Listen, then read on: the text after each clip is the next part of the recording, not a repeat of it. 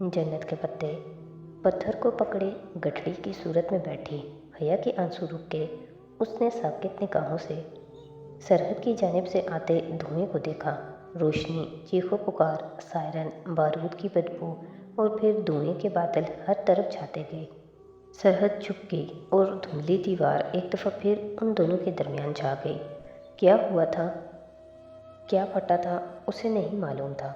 वो मुर्दा कदमों से खड़ी हुई, एक हाथ से पर्स और टूटा जूता लटक रहा था, दूसरा हाथ पहलू में खाली गिरा था।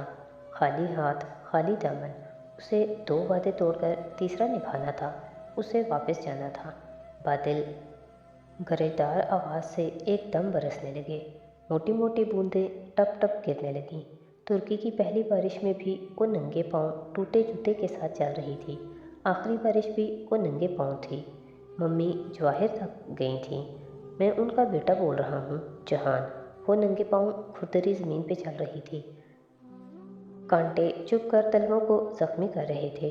वो सामने देख रही थी, मगर शायद कुछ भी नहीं दिख रहा था। जूते को क्या हुआ? इतनी सर्दी में नंगे पांव बैठी हो? लो दिखाओ जूता। तड़ तड़ करते कतरे उसे भिगो रहे थे। बादलों ने सारा बोझ उतार कर ज़मीन और ज़मीन वालों को बोझल कर दिया था। मैं बकवास करके गया था ना, मगर मेरी कोई सुनता है इस घर में? मैं 2 दिन ना आऊँ तो सारा निज़ाम उलट जाता है। उसके पाँव से खून निकल रहा था, जिस्म में जान नहीं रही थी। लगता था अभी लड़खड़ा कर गिर पड़ेगी, और गिरती तो उठ ना सकेगी। इंसान वही चीज़ मांगता है जिसकी उसे कमी लगती है। सो मैं हमेशा ज़िंदगी मांगता हूँ। उसके हाथ में उसका सिर्फ एक जूता था, दूसरा वहीं जैतून के दरख्त के आसपास रह गया था। जब आधी रात के बाद हकीकत अपना निकाब उतार कर फेंकती है, तो हर सिंड्रेला को अपना जूता इसी मकाम पे छोड़कर वापस होना होता है। उसे भी जाना था। हैंडसम गाइड अभी मसरूफ़ है, किसी गैर हैंडसम गाइड से रब्ता करो। वो बारिश के कतरे थे, ये आंसू जो उसके चेहरे को भिगो चुके थे। दफतन उसका पैर अटका, वो औंधे मुंह ज़मीन पे गिरी। हथेलियाँ छिल गईं, चेहरे पे मट्टी लग गई। बरसती बारिश, स्याह रात। बाज़ दफ़ा किस्मत हरा दिया करती है हया। डीजे की डेथ हो गई है। वो उठना चाहती थी, उठ ना सकी। वहीं झुकी बैठी सिसकियों के साथ रोई गई। कीचड़, बारिश, आंसू, सब कुछ गिट मिट हो रहा था। फुरकान मामू की फैमिली से डर लगता है, क्योंकि वो सुर्ख मिर्च का इस्तेमाल कुछ ज़्यादा ही करते हैं। वो मुश्किल हथेली के बल के ज़ोर उठकर खड़ी हुई। पाँव लहूलुहान हो चुके थे। वो लड़खड़ाते हुए मूसलाधार बारिश में फिर से चलने लगी। मैंने कहा था ना कि ज़िंदगी में अगर कोई आपको जन्नत के पत्ते ला कर दे तो उसे थाम लीजिएगा। वो आपको रुसवा नहीं होने देंगे। गिरते पड़ते वो कार के करीब आई, दरवाज़ा खोला और फिर उसका सहारा लेकर खुद को संभालना चाहा। जब अपना चेहरा छुपाने के लिए मैगज़ीन सामने करते हैं तो उसे उल्टा नहीं करते। स्टीयरिंग व्हील थामे उसने शीशे के उस पार देखा। हर सू धुंध थी जो उनकी ज़िंदगियों से छटती ही नहीं थी। अगर जादूगर अपने ट्रिक के फ़ौरन बाद ही राज बता दे तो क्या फ़ायदा? हर शय स्लो मोशन में हो रही थी। सारी आवाज़ें बंद थीं, बस हरकत दिखाई दे रही थी। उसने खुद को मरियम खानम के दरवाजे पे देखा। बारिश इसी तरह बरस रही थी, मगर उसकी समात बंद हो चुकी थी। अच्छा, तुमने पाशा बे के ऊपर काफ़ी उलट दी थी। Good, very good. Maryam Khanam उसे सहारा देकर बिस्तर पे लटा रही थी। उसके गिर्द सारी दुनिया गोल गोल घूम रही थी। अपनी जगह कभी नहीं छोड़ते हया। होटल ग्रैंड की मिसाल याद रखो। वो बिस्तर पे लेटी थी, आंखों से बेआवाज़ आंसू बह रहे थे। पायंती की तरफ बैठी मरियम खानम उसके पैरों पे दवा लगा रही थी। उसे दर्द नहीं हो रहा था, सारी हिस्सियात ख़त्म हो गई थी। बिल्कुल भी मदद नहीं करूँगा, जो करना है अकेले करो, खुद करो, क्योंकि तुम कर सकती हो। वो अपना ट्रॉली बैग घसीटती रेलवे स्टेशन पे चल रही थी। दोनों पैर पट्टियों पे बंधे हुए थे। कदम उठाती कहीं और थी और पड़ता कहीं और था। लगता है सब मुझसे तंग आ गए हैं, जो बार बार जाने का पूछते हैं। दिल करता है मासन के कबूतर की तरह गार में छुप जाऊं। ट्रेन तेज़ रफ्तार से दौड़ रही थी। वो खिड़की की तरफ बैठी भीगी सुर्ख आंखों से बाहर भागते मनाजिर देख रही थी। जैतून के दरख्त पीछे रह गए थे, शीशे धुंधला गए थे। یا اس کی آنکھوں میں دھند تھی؟ اب تو سارے فرق ختم ہو گئے تھے۔ میرا نام جہان سکندر، میجر جہان سکندر احمد ہے۔ سبانجی کا سبززار بھی اسی قہر میں ڈوبا ہوا تھا۔ ہر سو دھند تھی، کوئی آواز، کوئی شور نہیں۔ اس نے خود کو فیکلٹی ہاؤس کا دروازہ بجاتے دیکھا تھا۔ شش، چیخنا نہیں، ورنہ آواز باہر جائے گی اور یہ ساری فیملی بھاگتے ہوئے آ جائے گی۔ اندر سے نکلتی فرحبہ مائل لڑکی اس کی طرف دیکھ کر پریشانی سے اس کی جانب بڑھی تھی۔ وہ کیا کہہ رہی تھی حیا سن نہیں پا رہی تھی، بس اسے اپنی آواز کسی گہری کھائی سے آتی سنائی دی۔ میرا سامان پیک کروا دیں انجم باجی۔ اچھا، تمہیں نہیں پتا تھا میں کپادوکیا میں ہوں؟ حالے اس کے بیگ کی زپ بند کرتے ہوئے کچھ کہہ رہی تھی۔ انجم باجی اس کے جوتے رکھ رہی تھی۔ وہ بس ساکت سے صوفے پہ بیٹھی سر جھکائے بے آواز رو رہی تھی۔ تھوڑی سی کاٹن لا دو فارمیسی سے، کان میں ڈالنی ہے۔ اپنے ٹرالی بیگ کو ہینڈل سے گھسیٹتی وہ اتاترک ایئرپورٹ کے دروازے سے اندر داخل ہو رہی تھی۔ بے جان قدم، بے سوچ نگاہیں۔ پتہ ہے حیا، تم کب اچھی لگتی ہو؟ جب تم خاموش رہتی ہو۔ وہ شناسا سا لڑکا تیزی سے اس کی طرف آیا تھا۔ وہ اس کو پہچانتی تھی مگر سمجھ نہ پا رہی تھی۔ وہ بول رہا تھا کچھ۔ عبدالرحمن بھائی نے کہا تھا آپ سے مل لوں، کہیں آپ کو کچھ مدد کی ضرورت نہ ہو۔ آپ بہارے گل کو لے کر چلی گئیں، میں بہت پریشان تھا۔ یہ ممی نے بھجوائے ہیں آپ کے لیے۔ وہ کوئی پیکٹ اس کی طرف بڑھا رہا تھا۔ میری لغت میں 2 بجے کا مطلب ہوتا ہے 1:55۔ آفیسر اس کو لیپ ٹاپ ہینڈ کیری میں اٹھانے کا کہہ رہے تھے۔ اس نے خالی خالی نگاہوں سے اسے دیکھتے لیپ ٹاپ اٹھا لیا۔ اب کسی چیز سے کوئی فرق نہیں پڑتا تھا۔ مجھے کچھ بھی ہو جائے، مر جاؤں، گرفتار ہو جاؤں، جو بھی ہو، تم واپس گاڑی تک جاؤ گی بس۔ جہاز کی کھڑکی سے نیچے بہت دور باسفورس کا سمندر نظر آ رہا تھا۔ نیلی چادر، سفید جھاگ اور ان سب پہ چھائی دھند۔ پھر بھی اس نے آنسو نہیں پہنچے۔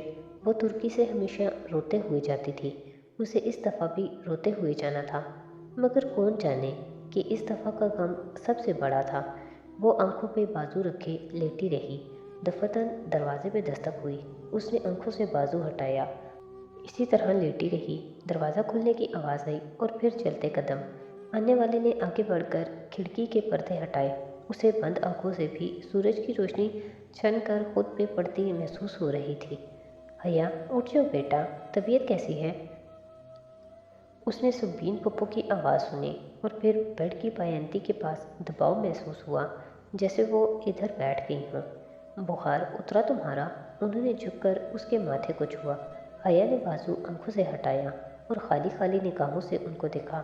شانوں پہ دوپٹہ لیے، بال کیچر میں باندھے وہ ویسی تھی، پرسکون، صابر، ٹھنڈی۔ میں ٹھیک ہوں۔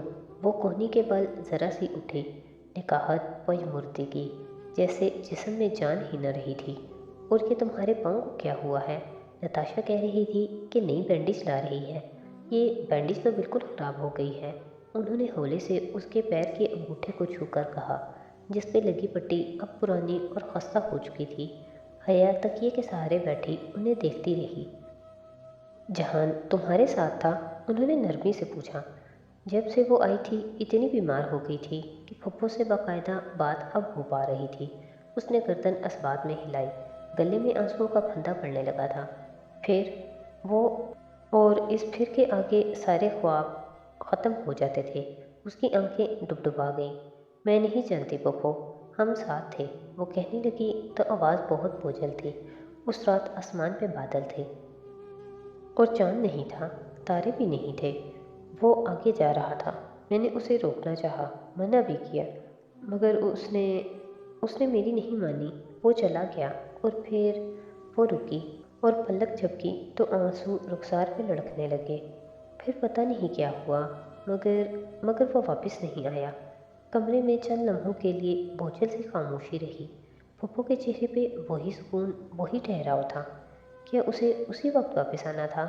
نہیں، اس نے کہا تھا کہ آنے والے منگل کو وہ آ جائے گا، تو ابھی منگل آنے میں کچھ دن ہے نا، وہ آ جائے گا۔ تم فکر کیوں کر رہی ہو؟ حیا نے نفی میں سر ہلایا۔ وہ نہیں آئے گا، وہ مشکل میں ہے۔ میں نہیں جانتی وہ ٹھیک ہے یا نہیں، مگر وہ مشکل میں ہے۔ شاید زخمی ہو، شاید گرفتار ہو، اور شاید اس سے آگے فکرہ ٹوٹ گیا، دل بھی ساتھ ہی ٹوٹ گیا۔ اگر اس نے کہا تھا کہ وہ آئے گا تو وہ ضرور آئے گا، مجھے پورا یقین ہے۔ انہوں نے جیسے دلاسا دیتے ہوئے اس کے ہاتھ کی پشت کو تھپکا۔ وہ بھیگی نگاہوں سے ان کا پرسکون چہرہ دیکھتی رہی۔ میں سمجھی تھی کہ آپ میں اور مجھ میں بہت فرق ہے پھپھو۔ آپ صبر سے انتظار کرنے والی عورت ہیں، مگر میں چیزیں اپنے ہاتھ میں لے کر جہان کے ساتھ چلنے والی عورت ہوں۔ لیکن اب مجھے لگتا ہے کہ تکلیف ہم دونوں کے حصے میں برابر آئے گی۔ آپ ظاہر نہیں کرتے اور میں چھپا نہیں سکتی، بس یہی فرق ہے۔ بے یقین نہ ہو بیٹا، اللہ سے اچھا گمان رکھو، اچھا ہی ہوگا۔ انہوں نے نرمی سے اس کا ہاتھ دباتے ہوئے کہا۔ وہ سر بھی نہ ہلا سکی، عجیب بے یقینی ہی بے یقینی تھی۔ دروازہ ذرا سی دستک کے ساتھ کھلا۔ پھپھو اور حیا نے ایک ساتھ اس سمت دیکھا۔ نتاشا دروازے میں کھڑی تھی۔ حیا بدقت پھیکا سا مسکرائی اور آنسو ہتھیلی کی پشت سے صاف کیے۔ حیا، کیا تم اٹھ گئی ہو؟ میں تمہارے لیے بینڈیج لائی تھی، وہ خراب ہو چکا ہے، اسے اتار دیتے ہیں۔ نتاشا رسان سے انگریزی میں کہتی ہوئی اندر آئی اور چھوٹا سا باکس بیڈ پہ حیا کے پیروں کے پاس رکھا۔ پھپھو اس کو جگہ دینے کے لیے اٹھ گئیں تو وہ وہیں پھپھو کی جگہ پہ بیٹھ گئی۔ کیا ہوا تھا حیا پیر پہ؟ وہ اب حیا کی ایڑی سے بینڈیج اتارتے ہوئے بولی تھی۔ لہجہ نہ زیادہ متفکر تھا نہ سرد، پتہ نہیں وہ اسے اچھی لگتی تھی یا بری۔ ویسے تو بے ضرر سی ہی تھی، البتہ اس کا لباس، اللہ اللہ، اس ساری پریشانی میں بھی حیا کے ذہن میں آیا تھا کہ یہ اس طرح سلیو لیس ٹاپ اور کیپری میں گھر میں گھومتی ہوگی اور روہیل اور ابا کو کوئی فرق نہیں پڑتا۔ کیا ہوا تھا حیا پیر پہ؟ نتاشا نے دوا لگاتے ہوئے دوبارہ پوچھا تو وہ چونکی۔ کانچ، پتھر، زمین پہ بہت کچھ گرا تھا اور میں انہی کے اوپر چلتی رہی۔ بہت بد احتیاطی ہے یہ ویسے۔ اوکے، میں اسے بینڈیج کر رہی ہوں، بہت جلد ٹھیک ہو جائے گا، زیادہ گہری نہیں ہے۔ وہ اب مصروف انداز میں کہتی پٹی باندھ رہی تھی۔ دفتن آسمانوں پہ اذان کی آواز گونجنے لگی۔ پھپھو جانے کے لیے اٹھ کھڑی ہوئیں۔ اس نے انہیں نہیں روکا، اس کے پاس روکنے کے لیے کوئی جواز نہ تھا۔ لاؤنج سے باتوں کا شور کمرے تک سنائی دے رہا تھا۔ ثنا اور سہرش اپنی امی کے ساتھ آئی تھیں اور حسب معمول ان کی آمد پہ ارم اور سونیا بھی چلی آئی تھیں۔ وہ ابھی تک کمرے میں ہی تھی، ان سے ملنے نہیں آئی تھی۔ اماں دروازے پہ 2 دفعہ آ کر باہر آنے کا کہہ چکی تھیں۔ اب تو بخار بھی اتر گیا ہے، باہر آ جاؤ، وہ کب سے آئی ہوئی ہیں، اچھا نہیں لگتا۔ اور پھر بھی وہ بنا کچھ کہے بیٹھی رہی، دل ہی نہیں چاہ رہا تھا کسی سے ملنے کا۔ پھر کافی دیر بعد اٹھی اور اپنا بیگ کھولا تاکہ کوئی جوڑا نکالے۔ ابھی پہننا لباس پرانا سا ہو رہا تھا، گرے شلوار قمیض اور ساتھ پتہ نہیں کس جوڑے کا گلابی دوپٹہ پہنے بہت بکھرے بکھرے حلیے میں وہ بیمار سی لگ رہی تھی۔ بیگ کھول کر ڈھکن اٹھایا تو سامنے کپڑوں پہ گفٹ بیگ پہ ملفوف ایک پیکٹ رکھا تھا۔ اس نے وہ پیکٹ اٹھایا، کچھ مدھم مدھم سا یاد تھا کہ سفیر نے جاتے ہوئے یہ اس کے حوالے کیا تھا، شاید حلیمہ آنٹی نے دیا تھا۔ اس نے ریپر پھاڑا، اندر بہت خوبصورت سفید ان سلی سلک کا کپڑا تھا، ساتھ میں ایک چھوٹا سا کارڈ بھی لگا تھا۔ اس نے کارڈ اٹھایا۔ حیا کے لیے بہت دعاؤں کے ساتھ، تم ہمیشہ پوچھنا چاہتی تھی کہ تمہارے ساتھ فلائٹ میں عثمان نے سامنے بیٹھی ترک عورت سے کیا کہا تھا تاکہ وہ تم سے فرینک نہ ہو سکے، تو میں تمہیں بتائے دیتی ہوں۔ انہوں نے کہا تھا کہ ہم میں سے ایک نے ایک ایسی ڈش کا آرڈر دیا ہے جس میں انڈین سٹائل کی تلی ہوئی پیاز بھی شامل ہے، اور بات یہ ہے کہ حیا ترک عورتوں کو تلی ہوئی پیاز سے سخت الرجی ہے، لیکن آف کورس وہ صرف اس لیے ایسا کرنا چاہ رہے تھے تاکہ کہیں اجنبی سے بے تکلفی سے تمہیں نقصان نہ ہو۔ ہم اپنے دوستوں کا بہت خیال رکھتے ہیں، فقط حلیمہ اور عثمان